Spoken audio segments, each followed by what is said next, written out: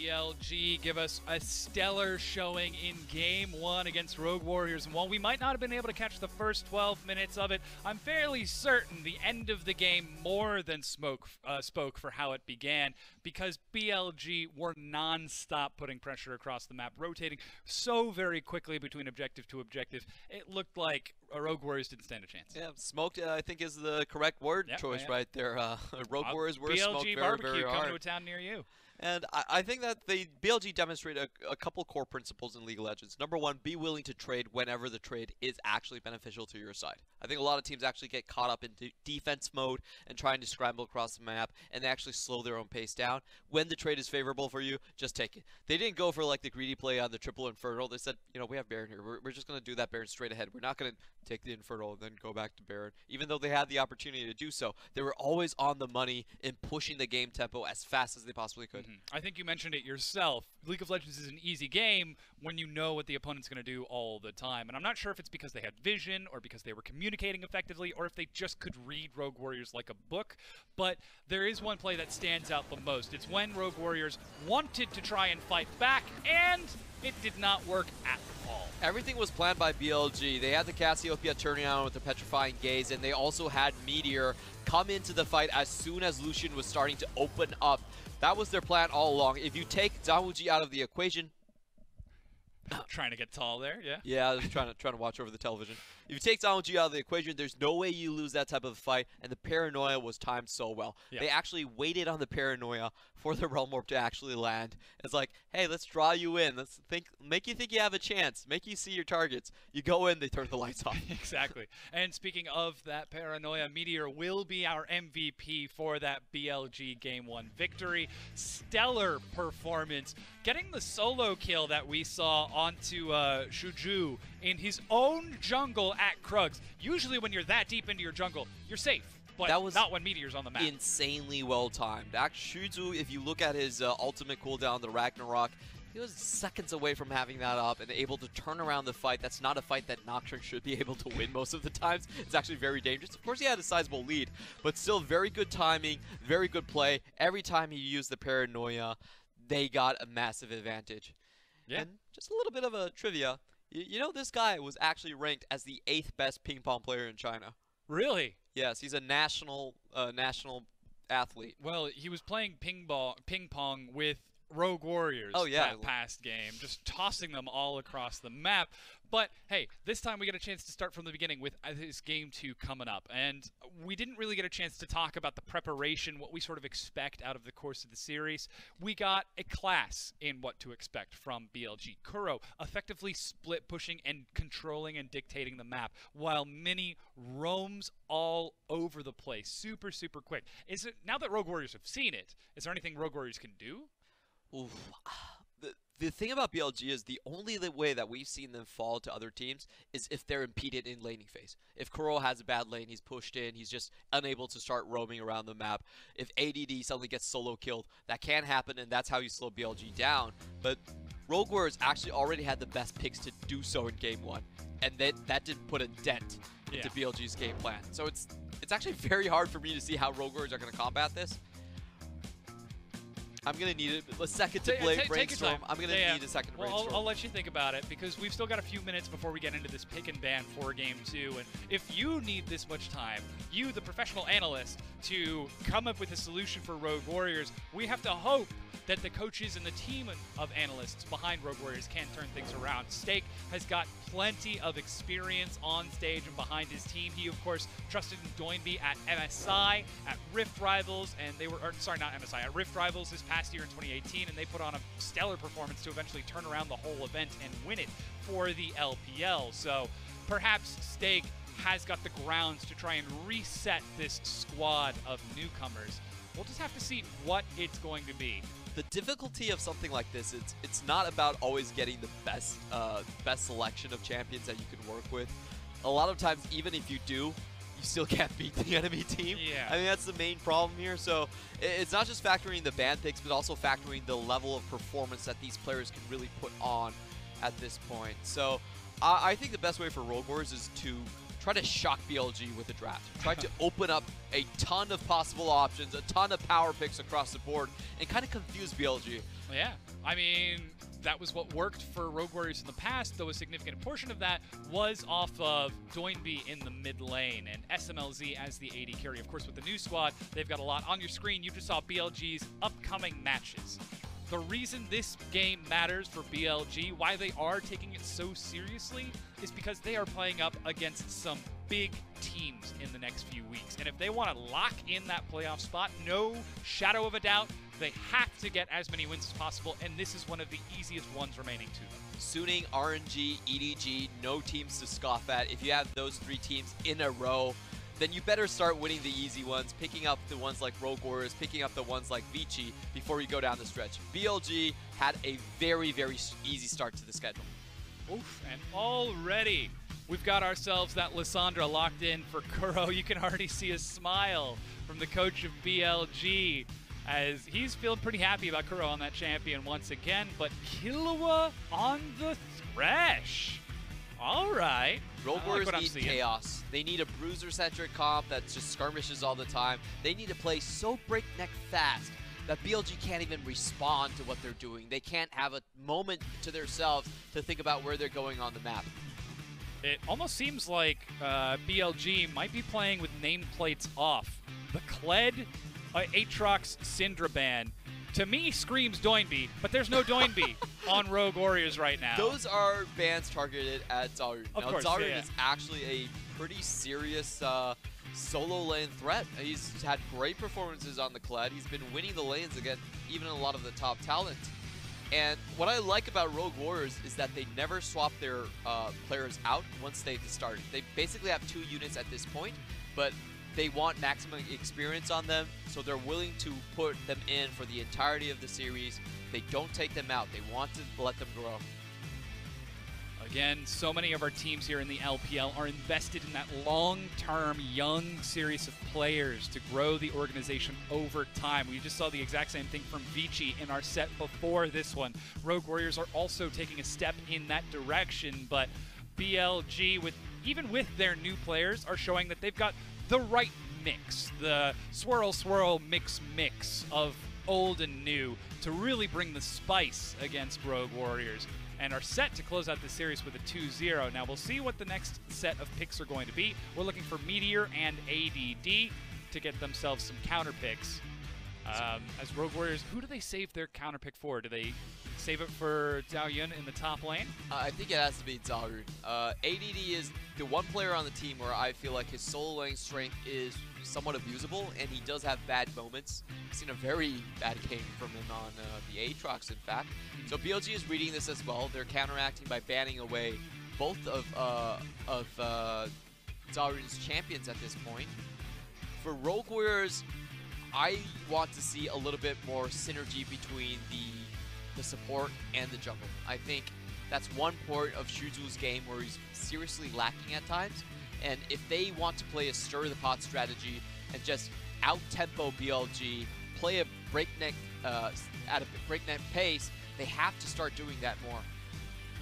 It looks like Sion locked in very early for Rogue Warriors. Unless that's going to Huatian in the mid lane, it looks like they're saving that counter pick last. So we do get to see ADD look for his own counter pick as Kindred is locked in for Metoer. With a laugh and a smile, Poppy is the pickup for ADD to deal with that Sion. Kindred, the standard counter to Olaf using the LPL. If you can hop away from the first undertow, which is quite easy to do, then you have a great trade with him. And also you do a lot more late game come carry time and items, so we see that quite often.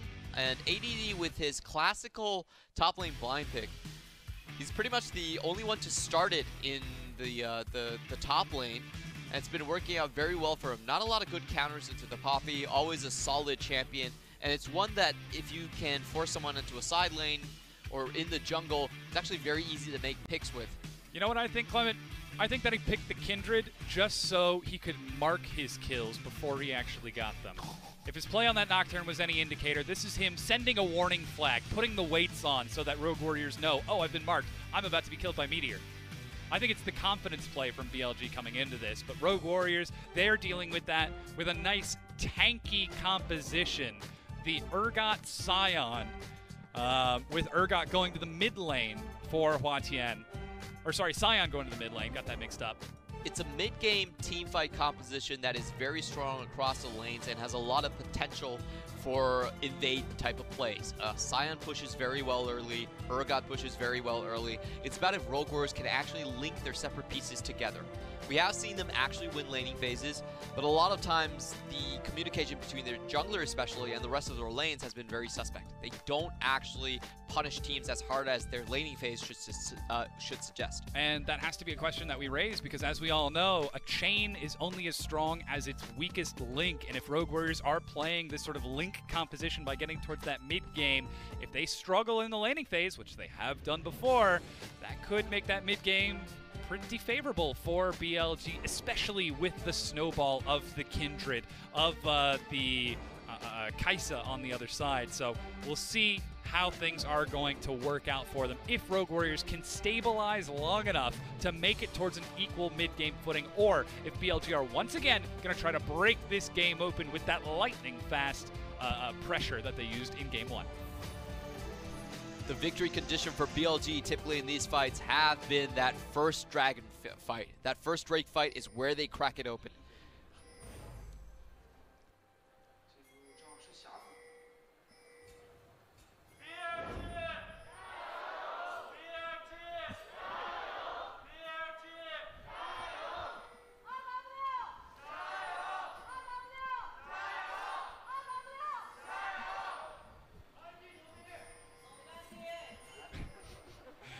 Alrighty, we've got to institute some rules for the chanting. It's getting out of hand now. Starting to get to the point where it's a bit wacky. Rogue Warriors, ooh, they are spotted out by Kuro, and they're moving on top of a ward. As Rogue Warriors try to get some early vision, but ooh, who they give the gold to? Yeah, ADD in the top lane. We've seen this a lot from teams that run the Olaf, because Olaf does go quite low earlier on. You do want to spot out where the enemy jungler actually starts their pathing, just to keep the Olaf safe. We've seen a lot of times the Kindred will actually try and go for a level 2 snipe onto the Olaf. They're on opposite sides of the map right now, both going for a blue buff, as a ward was placed on Scuttle to track where Metoer ends up going. Let's see where that coin flip first mark is going to be as ADD. Ooh, you hate to see that happen. Walks right into the Urgot and takes a lot of early damage. Oh boy. Eventually Poppy gets tanky, but yeah, that is tough. Rogue Warrior is actually being given the better composition by our Colonel right here. I need to check out how accurate our Colonel actually is with these. I always feel like I have different opinions than him. He knows all the secret herbs and spices to a tasty composition, Clement. That's true. Can't argue with that. Whoa. Flash, play, and the hook, and the ignite. Mini burning down the auto attack. Killua gives it the old thumbs up as he finds himself with first blood in the bottom lane. That was insane calculation. Mini already got his flash off, but still died to that entire chain. I did not expect the amount of damage to be coming down. He did some quick maths from Rogue Warrior's bottom lane, and they find themselves with the kill as looks like we've got some vertical jungling going on between Metoer and Xuzhu. That has to be a top 5 play of the day. That's absolutely insane how much damage they did. Killua goes real quick. Now Metoer is behind ZhaoYun right now. ADD walks it forward. Oh, the flash stalls it out. There's a secondary late flash from ZhaoYun, burning down to 200 health, but gets the shield up. And with ADD tanking, they cannot chase any further. ZhaoYun survives. Flash for flash trade, but the lane advantage does go over to ADD. Much better lane position. Killua, did they not see Killua? They didn't see Killua. Uh-oh, they're behind you. Oh, what a hook! What? Killua! Are you kidding me? Lands it. ZWuji looking for Can he one. find it? Oh, Gets the auto attack and the heal in order to escape. Mini cannot find the Devour. Rogue Warriors start off with a kill apiece in their bottom lane. ZWuji is the win condition. Just get him fed and you have a chance. I did not expect this level of proficiency from the bot lane of Rogue Warriors at this point. This is some picture-perfect play. Hooks through the minion wave. And catches Jinjiao. Oh man, the shotgun strikes, but sometimes the shotgun strikes back. Jinjiao and LWX, Mini by the way. having some trouble. Sorry? Oh, that's LWX, by the way. Oh, yeah, you're true. Well, Jinjiao is reminiscent of LWX on and off. Perhaps, maybe watching a few too many VODs is, oh man, let's watch that hook once again in between the two minions. Use the Devourer. That's the crucial point here. Mini tries to push the minion wave out, but he's actually in plain view of Rogue Warrior players. And the heal just to keep themselves topped up. It is a slight CS advantage for Jinjiao, though. The wave will eventually crash in, and ZWuji should be able to get most of this CS back up to equalize all in all, but 1-0 and 1 early Vamp Scepter plus the Doran's Ring for sustain in lane. There is nothing this bottom lane has to worry about for the next few minutes. It's a very interesting way to build Kai'Sa. We typically see her just rush for her items because she has a very slow curve compared to someone like the Ezreal. But this time around, just going for the straight Vamp Scepter, I wonder if she's just going to leave it at the Vamp Scepter and just try to stock for items afterwards, give herself a very good laning phase, or is it actually going to build into anything? Really haven't seen this build. Seems like he might just be playing a safe style because, again, he's got the health from the Vamp Scepter and the mana from the Doran's Ring, so plenty of time to sit back in lane and soak it up, knowing that he is up against an Ezreal who still doesn't have a tier and will be stacking up that mana over time. So perhaps relying on the fact that not going to expect too much action for the next 7 to 10 minutes to set himself up safely. Should anything happen, he'll be at full health and mana no matter what. If that's the case, why don't you just rush her 2 items? I mean, Ezreal's not going to punch you. Yeah, that's kind of an interesting build. I definitely want to see where he wants to go with it. Yeah. We have seen people do this. I think Double actually was doing this, or was it one of the M5 teams? But people have done this in the past where you just hold on to a Vamp Scepter just to make your laning phase easier. Yeah. And it doesn't go beyond that. But very rare for the Kai'Sa to actually do this, especially with fleet footwork. Yeah, especially with the fleet footwork. You're right. Meteor's ready to hop over the wall, but he Hello. face checks right into Killua. Oh boy, this is... Oof. That's not how BLG wanted this game to go, I think. I need to know what steak fed Killua before the game. He looks like a different player. Yeah, this is a completely different guy. I think this is actually very similar to the style that we saw Rogue Warriors take against Edward Gaming a few days ago. As, jeez, look at the damage. Non-stop pressure down in the bottom lane. Rogue Warriors are swinging back hard. And all of those plays were so clean. Killua getting the double flay, going onto the target as well. It's just... Maybe we haven't seen this side of Killua, but we've never really known Threash as one of his best champions. His best champions has always been the Tahm Kench or the Braum, and much more defensive. Splits the 2 with that hook. Rogue Warriors, once again, might have to rely on their most veteran member of Killua in this, his 2nd year of LPL play, to lead the charge. His pike against Edward Gaming was what nearly brought them back in the series to a Game 3 with some spectacular hooks. So perhaps he's just been spending the time in the practice tool to hit up against those difficult to hit targets, to maneuver between the minion waves and position himself correctly, because something is clicking for him on these hook champions. And he's actually linking up with Xuzhu. This is something that we didn't see a lot of, and I'm really happy they're starting to do. They should get a clamp onto that red buff. Sion should have the lane priority. He's got an extra back over Lissandra. They're already in place to make that play happen. They might be looking to make another play happen as they're set to stack up and dive the bottom tier 1 turret 8 minutes in, though we are seeing red buffs get traded as once again vertical jungling is used by the members of Rogue Warriors. Could be looking for Kuro on this Lissandra.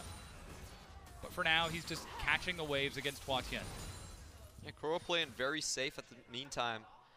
Knows that the bot side has been traded away, but can he actually prevent this from happening, though? Oh, that hook and flame missed, but still, look at the damage being dealt to Mini down here. Even Huatian is getting in on the action. Kuro gets pulled away from the lane just in case, but Huatian and Xuzhu just continuing to rotate back and forth between this bottom lane and keep Jinjiao down. This is definitely going to stall out BLG for quite some time. Still no tier, and there's no chance for Jinjiao to recall because of the constant push. He's also running very low on mana, so BLG have to pull their jungler to this position, but it's going to be a 4v3 anyway. They have to back out. Meteor is here. That's the hook. Immediate cleanse from Mini to get out of it. Killua gets slowed, eating just a bit of damage from Mini. Knockup prepared over the wall, but Jinjiao doesn't walk into it. Meanwhile, some damage onto ZhaoYun as ADD is starting to trade back, but ZhaoYun with the Ignite drops it down to look for a little bit more. ADD is getting close to that execute range, but still just continues to heal himself up.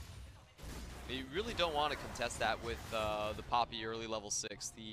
The R ultimate still does a lot of damage, and you can follow that with a Q as you fall down. So it's a surprising amount of burst. I like how ZhaoYun backed out when he pretty much absolutely needed to. I also really like Killua's positioning underneath the tower. If you saw the position which he hooked the Mini, that was pretty much pixel perfect. Right in the right outside the range of the tower. That was clever. Where he would not get hit. That's actually very hard to do. Killua managing to find that sweet spot. He is online in this game. What can he do with it, though, as that's the slow. Ooh.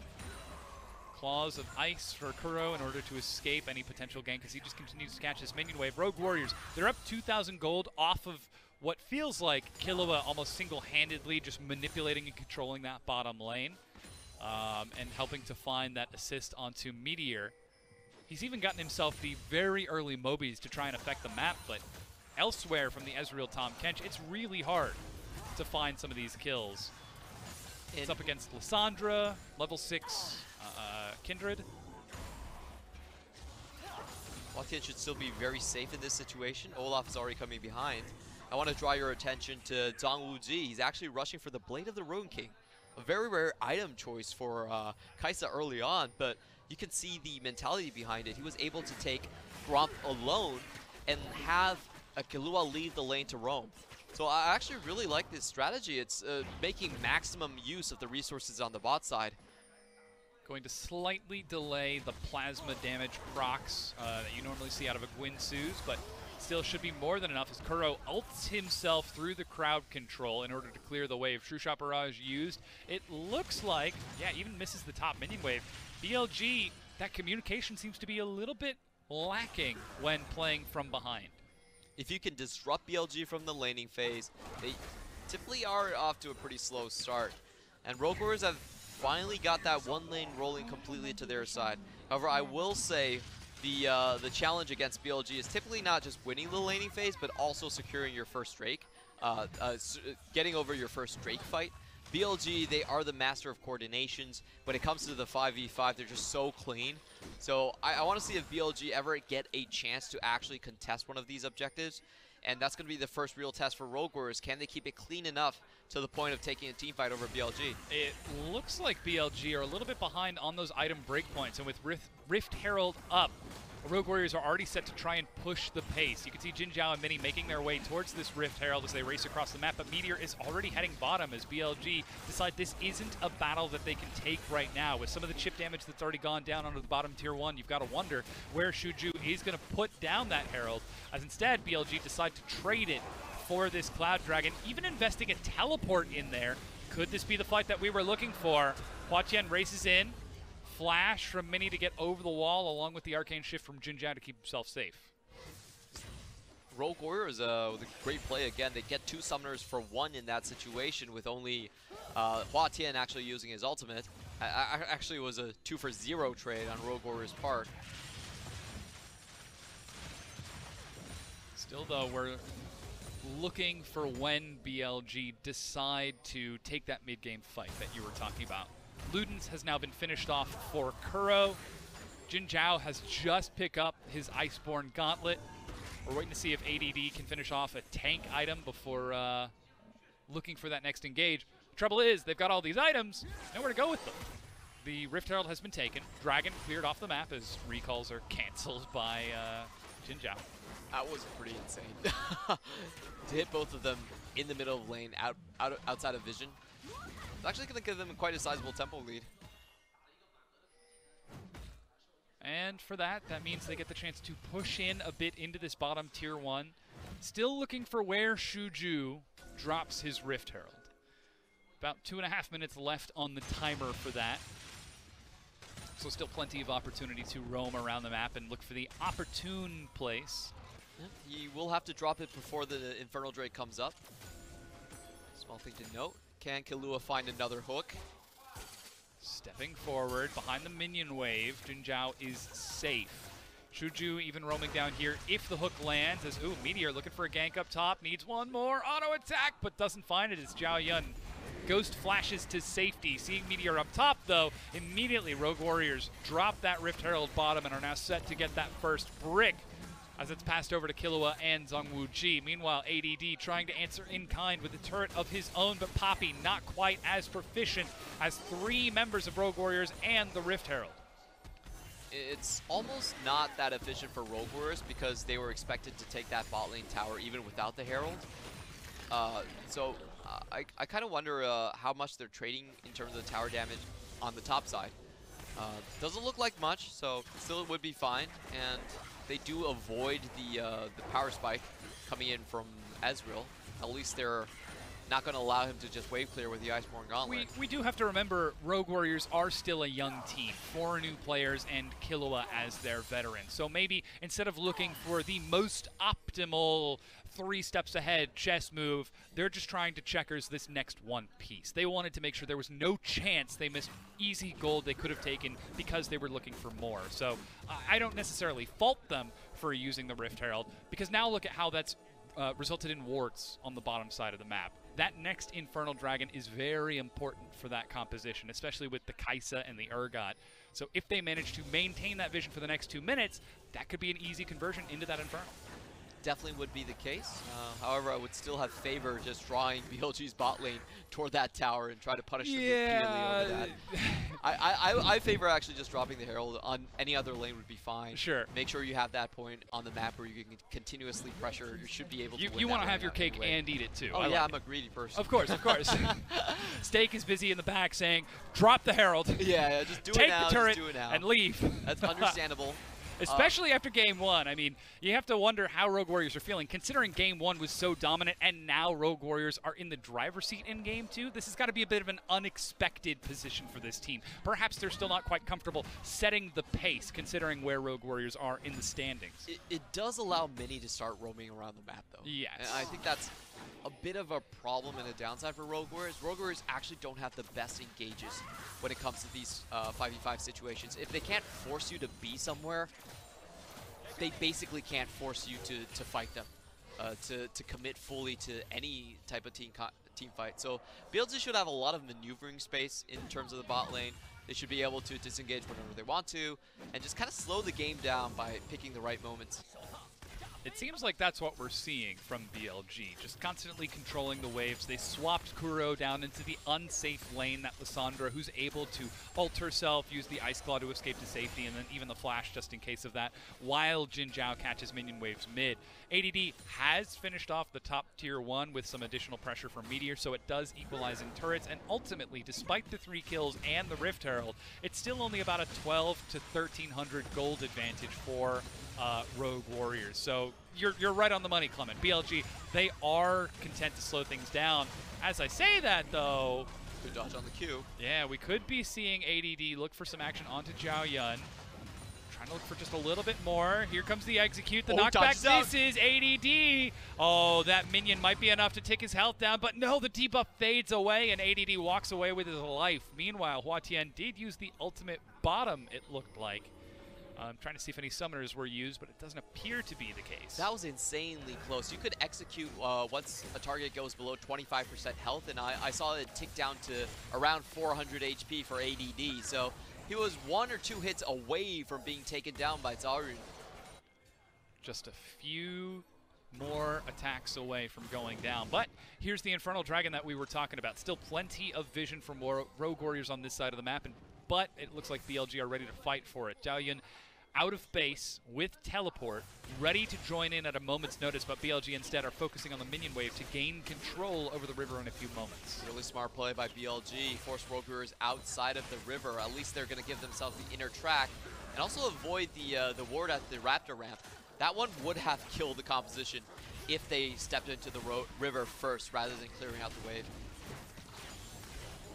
BLG clear out some vision, but they end up falling back into their own jungle. Still not sure they feel completely safe stepping into the river, as the dragon is now started out by Rogue Warriors. The True Shot Barrage, but BLG decide just to give it over. They make the token showing that they want to fight for it, but instead just sacrifice that Infernal Dragon.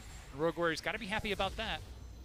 We've seen Jinjiao steal dragons like that. Unfortunately, that time, Smite was very on point for Xuzhu. The question now for Rogue Warriors, how do they find their fights after this? BLG have already slowed the game down. ADD is in a prime position to start pushing down against the Urgot. Even with that 1v1 where it seemed like the Urgot won, he's down by quite a bit of CS, and he can't really win the sustained trades against the Poppy anymore. Starting to see why ADD prioritized that Poppy to look for the strong lane against ZhaoYun and keep him busy. As he did, I believe, just force the teleport out of ZhaoYun. No, that's the unsealed spellbook as it rotates back around, just getting ZhaoYun back in lane to keep him busy. But still, BLG have pretty effectively slowed down the game without sacrificing too much overall. They're still down those 2 dragons to the 1 turret to 1. But we're starting to get towards some item breakpoints. Jinjiao, he's getting towards his Manamune conversion soon, has himself a lost chapter for even more after that. Looking towards item 2 for Kuro as well. So it looks like BLG are still pretty comfortable with where the game is at. So Metoer might be looking for a bit of damage here. Not quite the snowballed Kindred we want, but still able to scare Huatian away. Rogue Warriors quickly losing out on their lane controls. There's not a lane where they can actually push towards tower and start dealing the damage. Very short range composition overall. They need to be brawling and fighting to really make use of this comp. Instead, they're forced to sit back and farm, as by BLG's directive, as ADD joins up along with Metoer, 4 members, getting in for some chip damage. Kuro on the side. Should have been spotted on his way in though. Yes, we do see the pings go down. That's the hook onto a minion as Arcane Shift sends Jinjiao back to safety. So we are still seeing BLG try to convert. And look at that, the Muramana just ticked over. BLG planned that with Jinjiao's item spike timing for an unexpected conversion, an unexpected twist. It didn't pay off, but they were looking. Playing around their item breakpoints perfectly. And this is why I say the Herald onto the bot lane tower for me was very questionable. Imagine if it was on to their mid lane. They open the mid lane, they still have pressure in the matchup in the bot side, and suddenly they're in the enemy red jungle. That's a much easier play to set up if that was the case, but with their bot lane open, it doesn't really change anything. BLG actually just swapped their strong matchup from the top side towards bot, and it's almost like you don't have that tower anyway. And BLG are allowed to drag things on. And that's working out for BLG. Only 1,600 gold behind Rogue Warriors now, despite being down 3 kills and that 1 dragon. We're still seeing some item pickups from Rogue Warriors. Huatian is up to 2 now with the Gargoyles and his Righteous Glory. Guinsoo's finally completed from ZWuji along with that Blade of the Ruined King, so he hurts. Bilgewater Cutlass also now completed for Jinjiao, so he's going to be able to get some more sustain and start getting some big chunk damage. Speak of the devil. And ZWuji, now he's got to be hoping that the the Blade of the Ruined King can be enough to heal him. What is it with LPL Ezreals? They're always willing to just step Jump up and forward, chunk half of your HP. Well, I think it's more of an LPL 80 carries thing. They go in. They don't hesitate. And the ones that do hesitate typically are outliers. Though, here comes the wave. 5 members of BLG stepping forward. Hammer up. Hook actually lands onto Jinjiao, but Killua does not follow through as he's just chipping away at the turret. It wasn't a clean hook. Jinjiao did manage to get the Arcane Shift before, during the animation, so it wasn't a hook where Killua, in a position Killua wanted it to be. I will say Rogue Warriors, for them, they do have a win condition where they're very, very fast on the Baron. Uh-oh. There's the Arcane Shift away from Jinjiao. They get him. This hook lands. Remember, there's no Arcane Shift, but Mini, with a quick Devour, gets him out of there. Uh-oh, there goes the dive. ZWuji trying to get in, but the quick save from Mini to body block. The shield gets himself up. Ragnarok in the front to rock and roll, but pulled out of safety and consumed. BLG finds himself a kill onto Killua, but meanwhile, they managed to find themselves another onto Mini. Now it's BLG chasing away Rogue Warriors, who might have gone too deep. The hook lands, but they find themselves giving over another kill. Xuzhu drops, and they chase it onto Huatian. He is burning down and drops to Kuro. As ADD scares away the remaining members, the carries for BLG are still up and are going to force Rogue Warriors back. Rogue Warriors just lose their patience. They've been danced around for so long that they were eager for a catch. Going in between two towers to try and find that. And give props to Mini. It was a very well played to block out on the Sion ultimate, heading towards his AD carry in Jinjiao. He stops the play in its tracks, and everyone collapses. Frankly, it was not a difficult play for BLG to really react to. The play itself was very dragged out. And Rogue Warriors just get punished. They should have waited for that big Baron push. They had the Guinsus and the Blade of the Ruin King ready, but instead they just wanted to get into action a little bit sooner. Great exhaust coming in from Mini, blocks out on the Sion, nothing happens to Jinjiao. He might fall down, but his entire team is there to back him up, and the kill's instantly traded back as both Korean imports land to the scene. And then, again, we have to celebrate Killua on these hook champions. He has just been nailing people left and right. He's what started this whole play for Rogue Warriors. And while it was ZWuji who did go a little bit too deep to start things off, he ends up escaping with his life. The trade-off for BLG, I think, speaks to some of their more experienced players. They have been behind this entire game, and they just wait for the one moment that the young squad for Rogue Warriors steps out of line and are punished. This is the exact same conditioning that BLG used in Game 1, just waiting for the right chance. Only this time we're seeing it from the defensive side, as now they're turning to find more kills, as Huatian over the side gets stunned and knocked down. Gargoyles is buying a lot of time, but look at the shred. He finally drops down. ADD so tanky on the far side, flashes away, saved by Mini. Shield goes up, Huatian going in, but Killua misses the hook. Meteor still firing and finds himself another as Jinjiao goes in and gets another kill, and Rogue Warriors are falling apart. They have been dictating the entire game, but BLG wait for the one opening, and this is a hell of a sucker punch, Clement. What an insane fight coming in from Jinjiao. He controlled the choke so well. Rogue Warrior members, even though they had a Sion fighting in the front lines, they were afraid to follow up because Jinjiao was there, making sure whoever stepped up would take a big chunk of damage from his missed shots. He starts the fight out already with one kill, and look at that Sion. Huatian comes in, finds himself in a really bad position, and just watch how Jinjiao fights it. He even finds the snipe onto ZWuji throughout all of this, staying outside of position with ZhaoYun, and then just playing the choke keeper right here. Walks in front of the Mini way to deal damage. Oh, that was just beautiful to watch, and just the audacity and the knowledge of the damage coming out from Rogue Warriors was amazing. Holding on to his flash for so long over the course of that fight. And we were talking about it over the course of the entire game. What are BLG waiting for? How can they try to get themselves back into this game? They were waiting for that single front-to-back team fight where they had their item power spikes, where they had their opportunities to pull Rogue Warriors apart. There was one mistake where Rogue Warriors went too far and told BLG that they could take the fight. Not a minute later, BLG found them out of position and punished them a second time to take the Baron. 3 minutes in, BLG pushing their advantage. You really could have expected this result with how the laning phase was going for BLG. Two early kills by Killua, not enough to hold them front. Now they're setting up for another front-to-back Mini, still soaking so much. ADD gets in there as ZWuji gets one, but Meteor is firing on one side. Xuzhu running for his life, but Jinjiao still has Kuro in front of him tanking. Look at the damage that he's doing, even to ZhaoYun, even to Huatian. Xuzhu completing the recall will survive, as finally it might be just a bit too much for BLG to break through with raw numbers alone. Rogue Warriors get one extra kill onto their plates, and they were quite lucky that they were fighting through such a large minion wave. Most of Jinjiao's damage was expended on the incoming fans of Rogue Warriors, if you would say. But at the end, even though Rogue Warriors do get the kill lead, they don't actually break out of the base. Managed to find themselves the kill onto Mini, but BLG, they just show they have no hesitation when it comes to taking an advantage. They find themselves a team fight in mid lane, convert it into Baron. They've got Baron, they convert it into a siege mid, where they try to trade. It's unsuccessful. Split push, send the Poppy bottom along with Jinjiao, break down to tier 1. Now the map is even more open. It's 4 turrets to 2.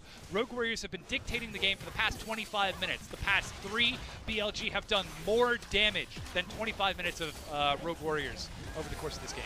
Rogue Warriors were actually in the lead the majority of those 25 minutes you were talking about, but it doesn't matter. They didn't have the experience to actually close out on that advantage. BLG, on the other hand, they know what they want to do. They've been playing with this philosophy of just getting uneven numbers so well this series. Either they do it with the Nocturne Paranoia, where you can't follow the teleport, or they're doing it with ADD and the Poppy. Oh, Mini gets behind the turret. Jinjiao is safe, and now he gets to free fire. Meteor is still alive in the back as ADD is forced to run. Good knock-up, but the fight on 2 sides. That's a good Kindred kill. They managed to find another onto ZWuji, though, so it is 1 for 1. One carry versus another, and Jinjiao is going to start cleaning this fight up. Kuro and ADD split up to chase Killua, but Jinjiao is still firing across. ZhaoYun goes down as Huatian has already fallen, leaving Xuzhu as the sole survivor for Rogue Warriors. True Shot Barrage is not enough to kill him, as he was able to heal on the fountain, but Jinjiao at full health, at 3.5 items, is going to start breaking this game open. And Clement, this could be the series. This is just such a dominating performance from BLG, doing everything picture perfect and doing it at a pace which is rarely seen in the LPL. Just clean decisions on every single play they move. I'm very impressed. They break down one Nexus turret. They turn to the second. Xuzhu running to make it back on. ZWuji is alive. Can he make the last stand with ADD soaking damage and Jinjiao chasing down the kills in the back? It turns out the answer is no. Xuzhu drops. BLG pads the KDA before dropping the Nexus. 30 minutes in. It's a clean 2-0 from BLG. ADD even flashes the playful trickster at ZWuji, knowing that he just blocked his killer instinct with his own W.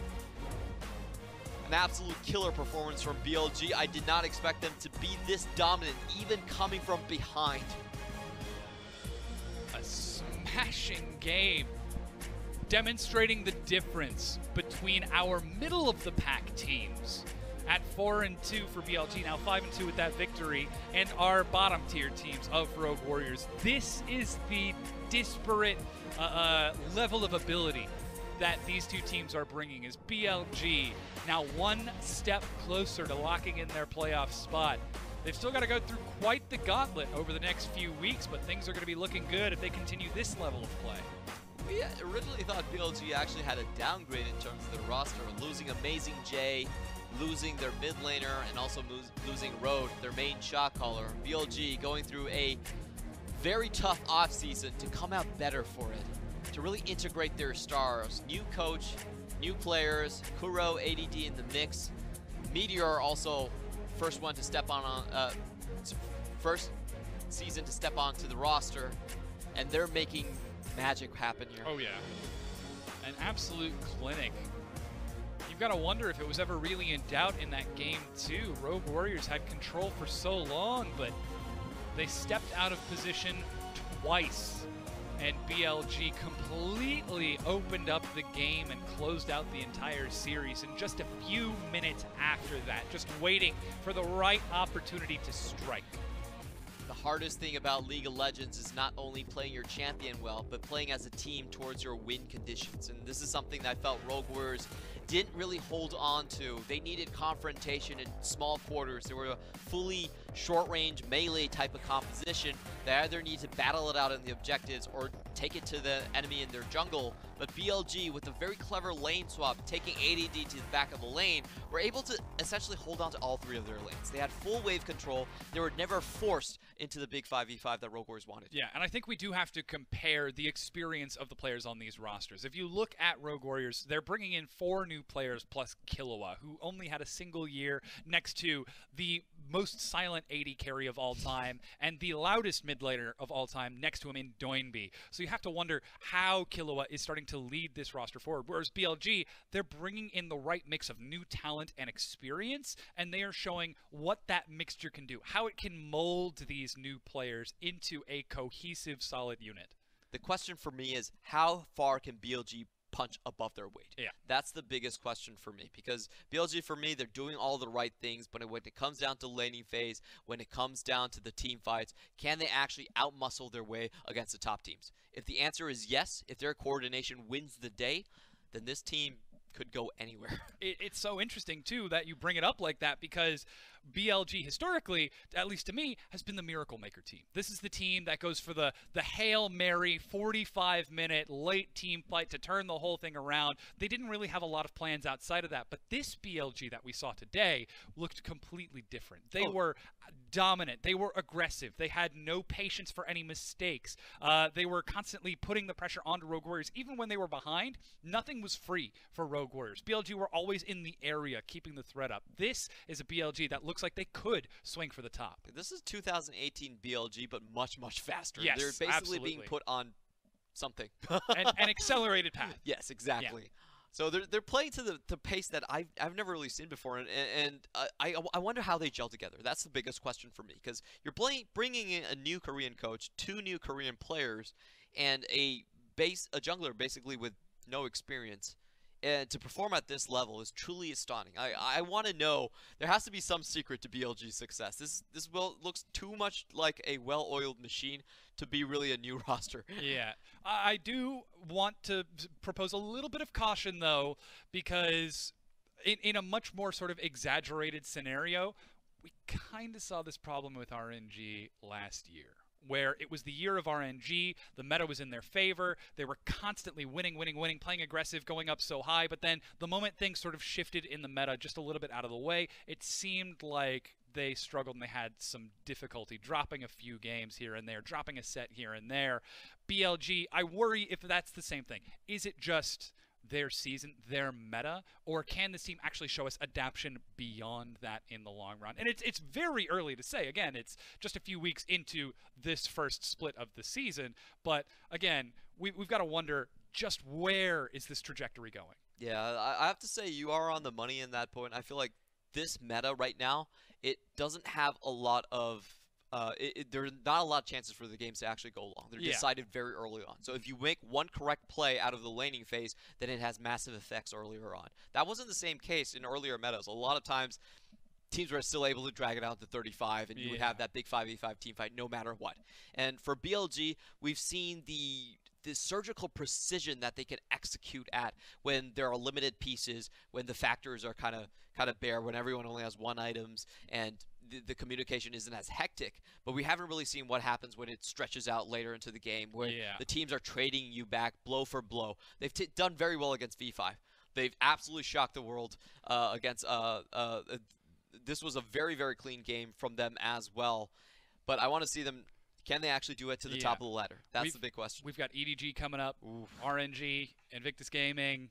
How are they going to compete? Trial by fire. Exactly. How is BLG actually going to do when they really go up against the Titans of the LPL? Yeah, only time will tell for this lineup for BLG. Of course, their opponents, Rogue Warriors, they're still showing us that, hey, they're a young squad. They've got time to learn and grow. Same thing as Rogue Warriors in the past. Might not be playoffs this split, but they are still showing us that they've got that aggressive gene that was so characteristic of the team this past year in 2018. They are still retaining that forward-facing mentality, though it is with different faces. We thought they were going to be the last team in the LPL, just putting that out. Yeah, like, Rogue Warriors got a big fat F in terms of their off-season moves, and they're ahead of 2 teams at the very least. Comparatively, so, you think about the other 2 teams. They've actually exceeded my expectations. LGD, Vici. Vici's still a higher. OMG as well. OMG. You still give Vici higher than Rogue Warriors? Oh, yeah, definitely, for sure. Okay, all right. Well, good. Yeah. There's still a lot of things going right for Rogue Warriors. One of those is Killua on hook-based champions. This guy has, I don't know what practice tool he started using, but he has opened up the early game for Rogue Warriors in a huge way. Oh, just the damage calculation on that play was so beautiful. Knowing that the extra Doran's Ring was going to make the difference there was very special from this duo. And just look at another play. A picture-perfect hook across the medium wave to get the Ezreal, play in between, and he also gets his 80 carry out from the range of being killed right there from the stun underneath the tower.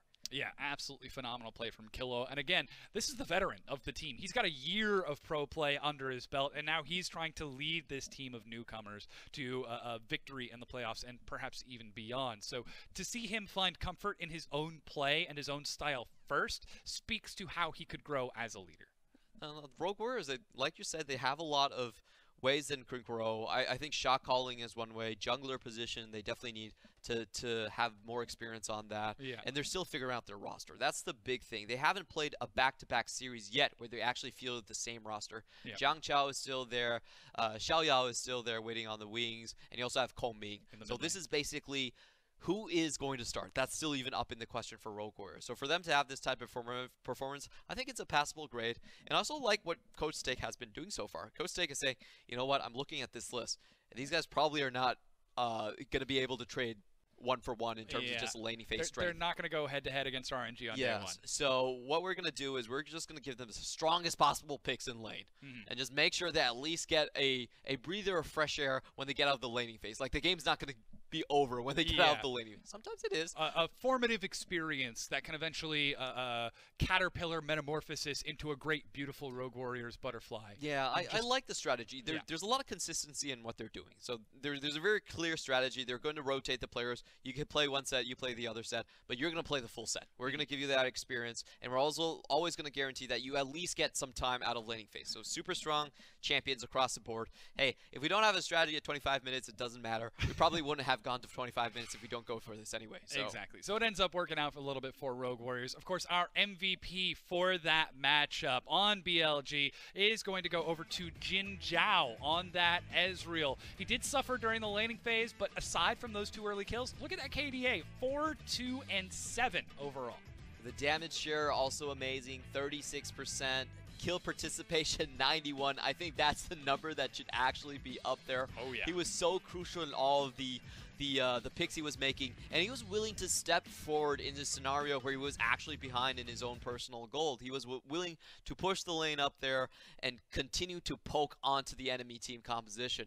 You won't find a lot of AD carries that are willing to actually fill that role and play that aggressive in the mid lane just to hold down the wave. I mean, we saw that a little bit earlier with Kramer, but we had to point out how that was so different from the norm of these styles of players. So still, we're seeing some excellent growth from Jinjiao, from Kramer, from AD carries in general. And I love how the LPL never change with your highlight and your star AD carries. It just makes it for so much more fun when we actually get to watch and spectate. I mean, we even saw ZWuji feeling himself in that mid-fight, going 2 turrets deep for the kill, and it was only a hero save from Mini that prevented that from going another direction. I like the Blade of the Ruin King from the start as well. That was pretty interesting, and it allowed Killua to do a lot of roams on the map.